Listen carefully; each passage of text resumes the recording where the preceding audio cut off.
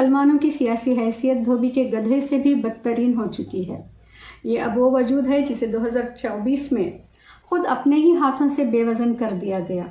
जी हाँ दोस्तों, सियासी खुदकुशी मुसलमानों की खुद से लिखी हुई दास्तान है।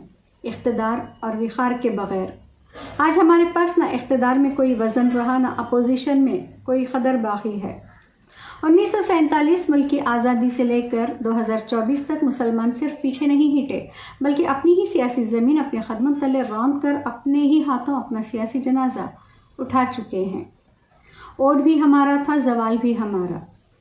2026 दावनगिरी जुनूबी हल्के का इंतखाबी मंजरनामा चीख चीख कर हमारी नाकामी बता रहा है कि यह सिर्फ एक इलेक्शन नहीं, बल्कि मुसलमानों के सियासी करियर पर लगने वाली आखिरी मोहर है।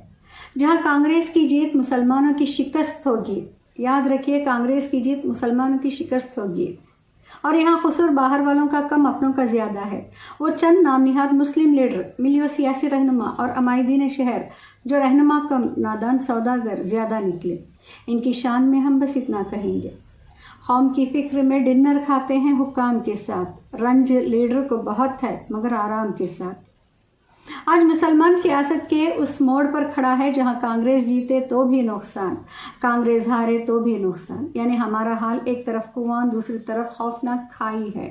और हम बका की एक ऐसी जंग में दाखिल हो चुके हैं जहां जान, माल और गैरत में से किसी एक को चुनना नागज़ीर हो चुका है। अगर कांग्रेस जीत गई तो वो एक नए चेहरे के साथ नमूदार होगी, पहले से कई गुना ज़्यादा मगरूर, पहले से ज़्यादा बेनियाज। हमारी इस बात को याद रखिएगा, अगर कहीं पे नोट है तो वहाँ पे नोट भी कर लीजिएगा। और कर्नाटक का मुसलमान इख्तिदार के बग़ैर, विखार के बग़ैर मज़ीद हक़ीर से हक़ीर तर बना दिया जाएगा। वैसे भी जो कुछ बाकी था वो पहले ही छीना जा चुका है, अब बस आखिरी कसर बाकी है। यहाँ से मुसलमानों का वजूद मज़ीद बेवज़न होगा और वो अपने ही हाथों अपनी सियासी हैसियत मुकम्मल तौर पर खो देंगे। और अगर कांग्रेस हार गई तो जो थोड़ा बहुत बचा है वो भी डूब जाएगा।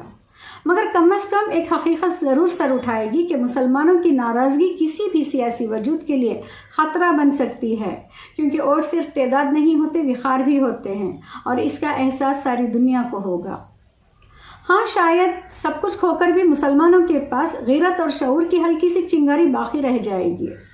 फिलहाल मुसलमानों के लिए महज सियासत नहीं रही, ये अपने ही हाथों लिखी हुई तबाही की दास्तान बन चुकी है। और इस बार अगर कांग्रेस जीतती है तो यकीन जानिए ये जीत मुसलमानों के गैरत के ताबूत पर आखिरी कील होगी। अफसोस वक्त हाथ से गुजर चुका है। हमने अपने वोट को हथियार बनाने के बजाय सस्ता सौदा बना दिया, और हमने अपनी क़ियादत को जिम्मेदार बनाने के बजाय अंधी तक़लीद का बुत बना दिया। और आज हम इसी के मलबे तले दबे हुए हैं।